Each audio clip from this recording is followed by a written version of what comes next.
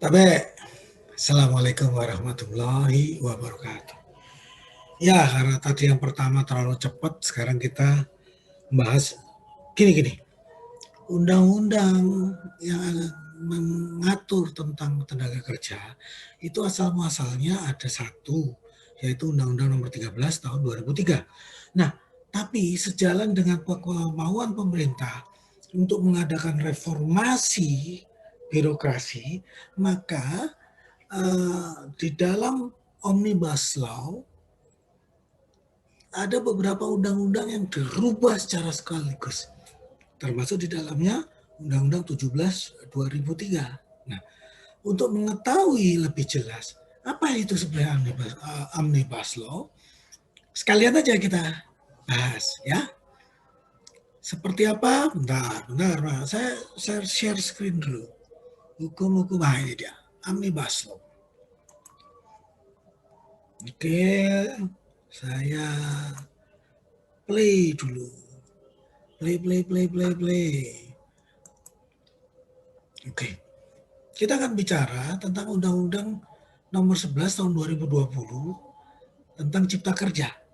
Kita nyebutnya sebagai Omnibus Law. Oke. Apa itu? Mari kita lihat dulu. Gini. Di dalam satu perundang-undangan seringkali terjadi tumpang tindih antara tata peraturan perundang-undangan. Ya. Satu undang-undang nggak secara otomatis, ada satu undang-undang tidak secara otomatis dia akan menyelesaikan satu persoalan secara semua langsung. Enggak. Kayaknya ternyata apa? Ada ego-ego sektoral dari tiap kementerian yang terkait dengan undang-undang tersebut. Nah, oleh karena itu, daripada tiap kementerian bikin undang-undang sendiri, nanti habis itu orang bingung yang dipakai yang mana, maka perlu ada satu pemangkasan, penyederhanaan, dan penyelarasan undang-undang supaya dia nggak tumpang tindih, crossing segala macam, supaya tetap ada kesatuan pendapat. Nah, biasanya selama ini kalau kita ngadepin pertentangan dalam undang-undang, kita pakai cara menafsirkannya yang ingat ya, yang awal kita udah ngomong ya tentang adjust dalam pertentangan undang-undang. Apa itu? Das Sollen, das Sein. Mana kondisi umum, mana kondisi konkretnya, nyatanya seperti apa. Idealnya gimana, nyatanya gimana. Lex specialis derogat lex generalis, ya. Undang-undang yang sifatnya khusus mengalahkan undang-undang sifatnya umum. Contoh undang-undang tentang tindak pidana korupsi itu mengalahkan dari undang-undang hukum pidana. Kemudian ada lex priori, derogat lex a priori. Aturan yang datang belakangan itu mengalahkan aturan yang datangnya duluan. Contoh, kayak ini tadi ya, Undang-Undang 11 2020 Ciptaker itu menggantikan dari Undang-Undang 13 2003 yang duluan datangnya. Ada lagi lex superior derogat lex inferior. Yang kedudukannya lebih tinggi dia mengalahkan yang di bawah. Nah, yang tinggi yang rendah mana? Silakan Anda lihat di Undang-Undang Nomor 12 tahun 2011. Itu adalah tata perundang-undangan. Nanti di situ ada urutannya apa aja. Nah, kita juga mesti lihat nullum delictum, nulla punasina pregia lagi penali, artinya nggak ada pelanggaran selama nggak ada aturannya yang dilanggar. Oke, tidak ada yang mengatur, tidak ada yang melarang, ya maka dia bukan satu pelanggaran. Terus kemudian ada presumptions of innocence, artinya orang tetap dinyatakan sebagai tidak bersalah sampai dengan dia terbukti. Oke, jadi azas pembuktian itu pada yang menuduh. Oke, itu untuk menyelesaikan masalah-masalah di dalam pertentangan perundang-undangan. Nah, tata perundangan yang tadi saya bilang Undang-Undang Nomor 12 tahun 2011 itu adalah ini. Yang paling tinggi ya kita punya UUD 45. Kemudian kita punya TAP MPR. kita punya undang-undang. Yang setara dengan itu adalah uh, Perpu, peraturan pemerintah pengganti undang-undang. Di bawahnya kita punya peraturan pemerintah. Di bawah pemerintah ada peraturan presiden. Setelah itu peraturan kepala daerah provinsi. Setelah itu peraturan kepala daerah kabupaten atau kota. Ya, kurang lebihnya seperti itu tuh tata peraturan perundangan yang kita punya saat ini. Oke. Nah, Omnibus Law ini adalah satu metode untuk mengganti, mencabut beberapa materi hukum dalam berbagai undang-undang untuk dijadikan satu undang-undang yang komprehensif.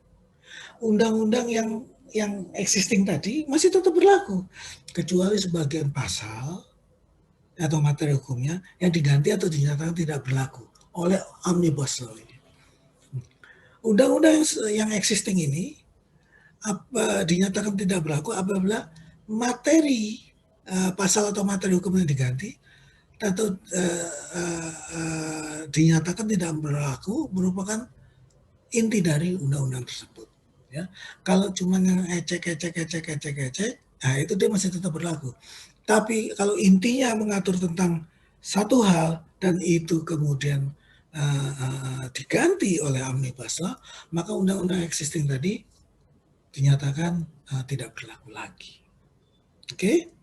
Nah, ini adalah secara umum.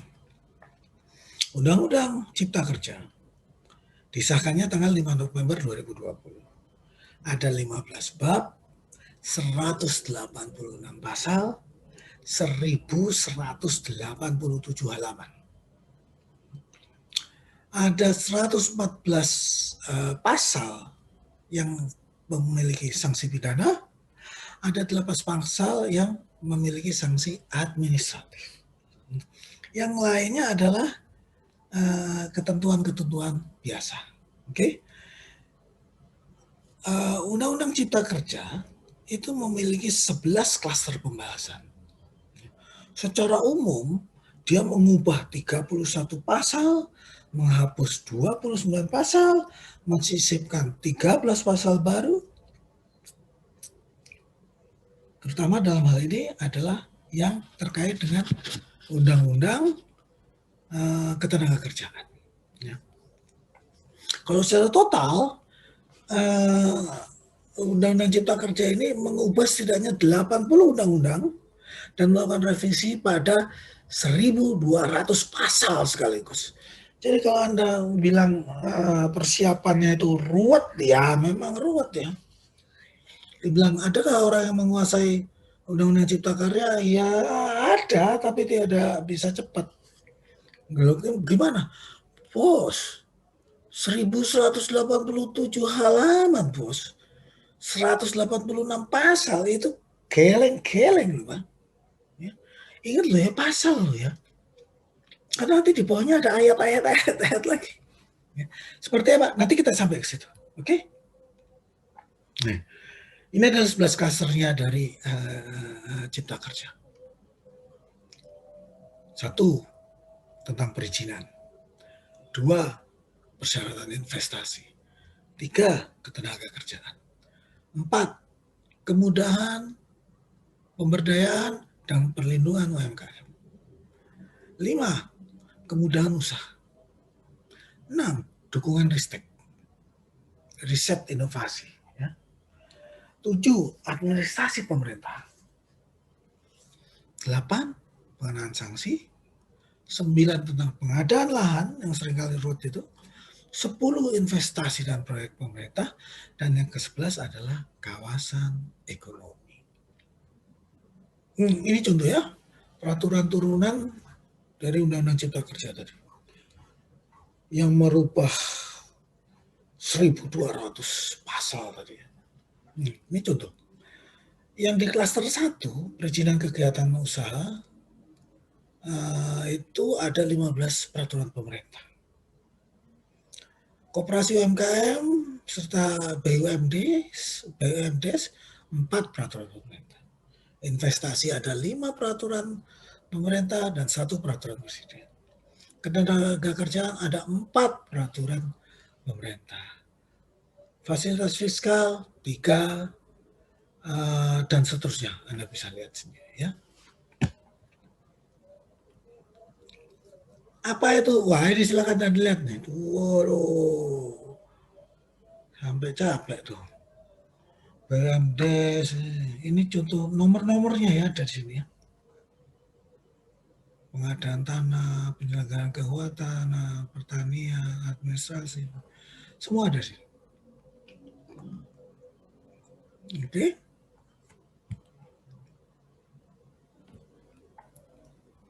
Ini juga terusannya.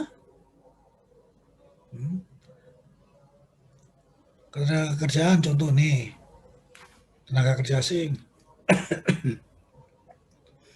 PKWT, outsource, waktu kerja, istirahat, pengupahan, jaminan kehilangan pekerjaan, ya.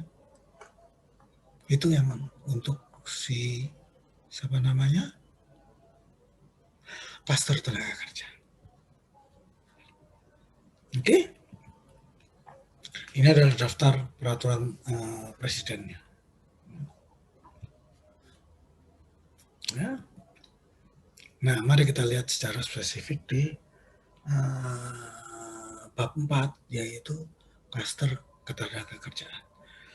Bagian 1 umum, dia bicara di pasal 80 adalah mengubah, menghapus, dan menerapkan peraturan baru yang terkait ketenaga kerjaan.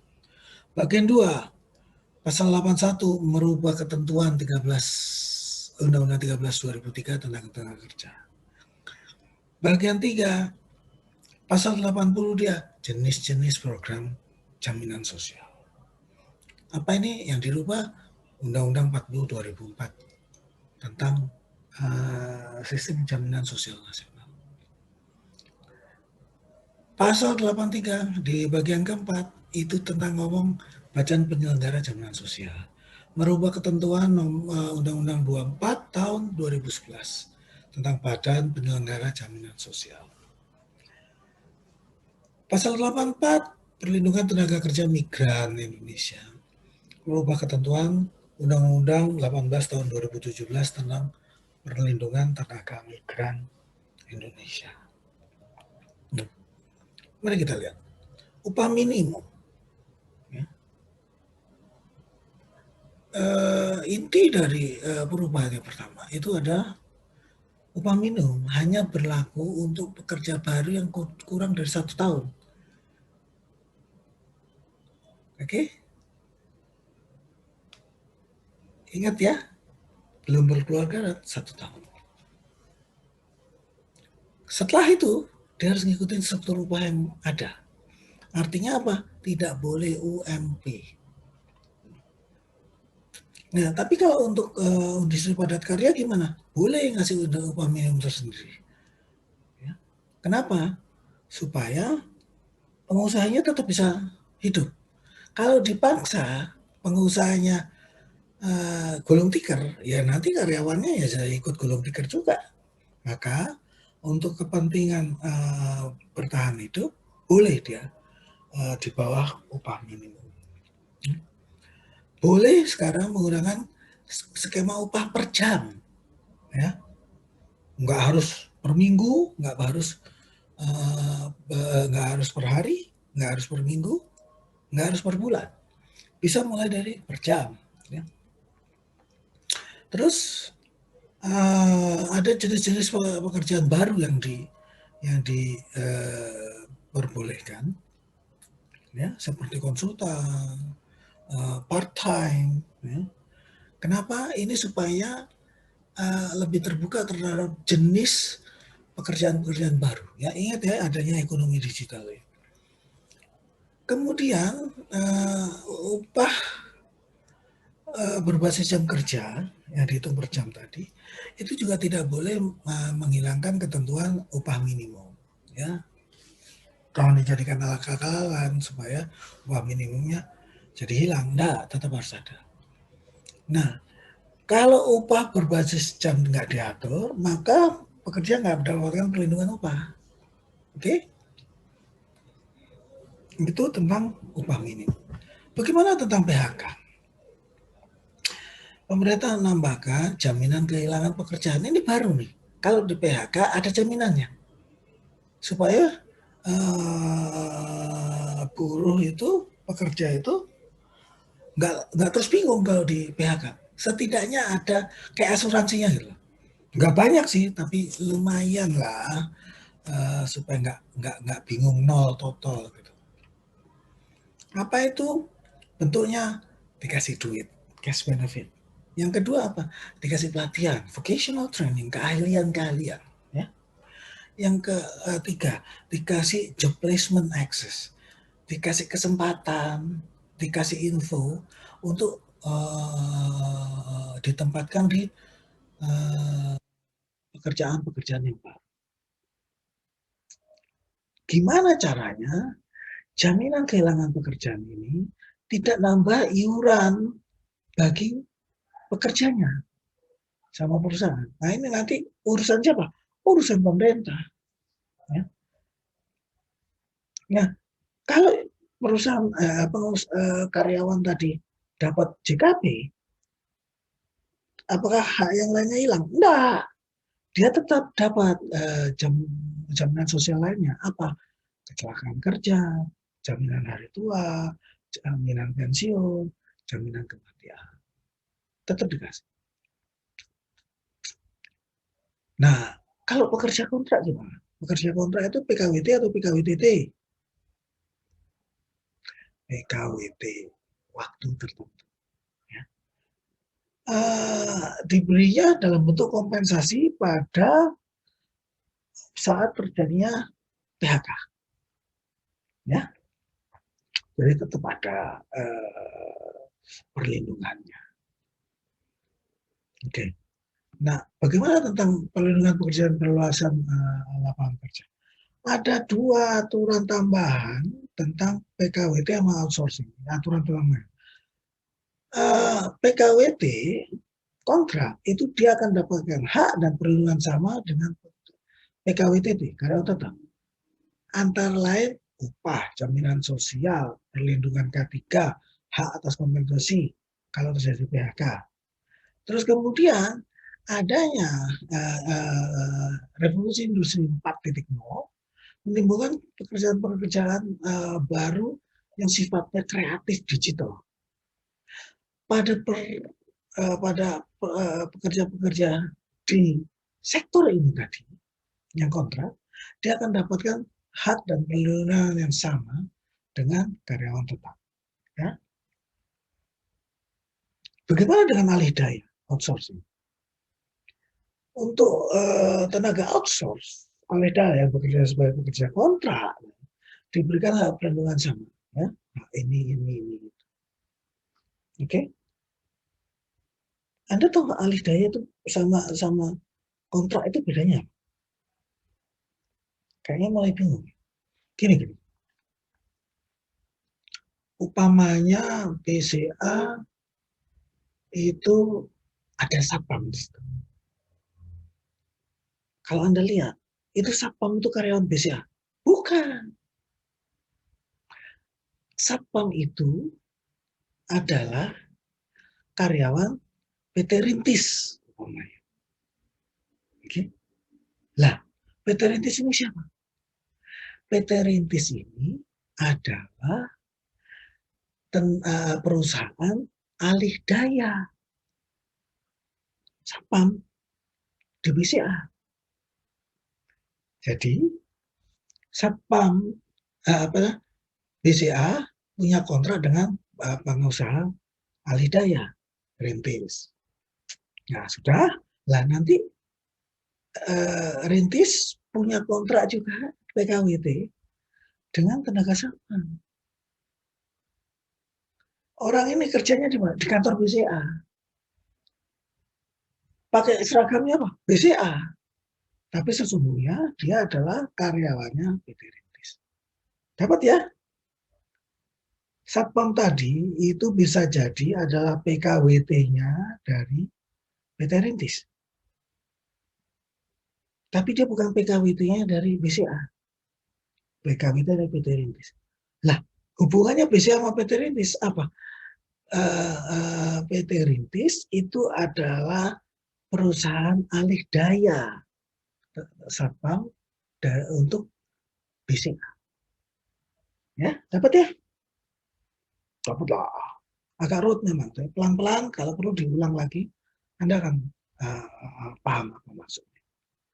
Terus kita ngomong sekarang balik lagi ke waktu kerja. Waktu kerja masih kurang lebih sama seperti dulu, 8 jam untuk sehari, 40 jam satu minggu. Oke. Kemudian setiap yang di atas lebih dari itu dapat lembur. Ya. Ngaturnya di mana? Ada di perjanjian kerja, peraturan perusahaan, atau perjanjian kerja bersama. Kalau kerja normal 8 jam, itu sulit dicapai. Artinya ada pekerjaan tertentu yang kadang-kadang nggak normal, nggak sampai 8 jam per hari. Itu bisa dilakukan. Ya. Maka statusnya apa? Sebagai karyawan part-time, paruh waktu. Ya. Ada juga yang masih panjang. Itu juga diperbolehkan. Ya. Ngitungnya bukan hari lagi, tapi minggu. Ya. Ini contohnya apa? Di minyak gas bumi, pertambangan, perkebunan, pertanian, perikanan. Jam kerja lebih panjang dari jam kerja. Kenapa? Coba bayangin kalau Anda umpamanya di lepas pantai. Lepas pantai itu nggak setiap 8 jam istirahat, enggak. Uang persiapannya segala macam itu bisa sampai 1 jam. Setelah kalau 8 jam terus ganti, 8 jam ganti, terus dia ngapain lagi? Pulang ke darat, wah nggak cukup waktunya. Maka mereka bisa memperjuangkannya lebih panjang. Ya. Kalau kebutuhan yang bersangkutan seperti lebih panjang dari tadi, maka tetap perlindungan untuk karyawan tadi harus diberikan secara maksimal. Upah lemburnya, K3, jaminan sosial. K3 ingat ya, K3 itu apa? Kesehatan dan keselamatan kerja. Oke? Nah, nanti kita akan lihat bagaimana sih cara membaca undang-undang peraturan. Satu, cari di internet, terutama di Mahkamah Konstitusi atau Mahkamah Judicial, Mahkamah Konstitusi atau Mahkamah Agung sudah pernah dilakukan judicial review. Ya, sudah. Terus pertama-tama kita lihat dulu undang-undang dulu. Di bab pertama itu biasanya adalah ketentuan umum. Apa sih itu? Definisi. Di situ lihat apa itu. Terus kemudian apakah aturannya sifatnya per se legal atau rule of reasons? Per se legal itu artinya apapun kalau dia mengikuti redaksi ke pasal tersebut terikuti gitu ya, maka itu langsung dinyatakan ilegal. Tapi kalau per se rule of reason artinya Anda tidak boleh contoh, Anda tidak boleh main HP sambil nyetir. Aturannya gitu kan? Tidak. Anda baru akan dihukum kalau main HP sambil nyetir dan kemudian mengakibatkan membahayakan orang lain. Itu baru bisa Nah, itu yang disebut sebagai rule of reason. Ya. Nanti kita lihat juga bagaimana komponen syarat pemberlakuan atau pelanggarannya. Biasanya di setiap undang-undang, setelah ada aturan apa depan, nanti di belakangnya ada dalam keadaan tertentu, apa keadaannya, itu boleh untuk dilanggar. Seringkali orang-orang lupa baca sampai yang berikutnya, ada nggak pasal-pasal yang memperbolehkan pengecualian. Ya. Terus lihat juga bab sanksinya. Apakah itu ancamannya pidana atau sanksi administratif. Nah, kalau masih apa nih maksudnya, maka carilah di lampiran penjelasan dari undang-undang tersebut. Biasanya akan dijelaskan pasal ini, ayat ini, nomor ini, maksudnya apa. Ya, cuman kadang-kadang memang ngeselin. Menurut kita sih apa yang maksudnya gitu. Di situ tulisnya apa? Cukup jelas, cukup jelas. Ya gitulah. Oke? Nah, sanksi pidana itu apa aja ya? Sanksi pidana itu hanya boleh pada undang-undang, peraturan daerah provinsi, sama perda kabupaten kota. Lain dari itu, sifatnya apa? Sanksi administratif.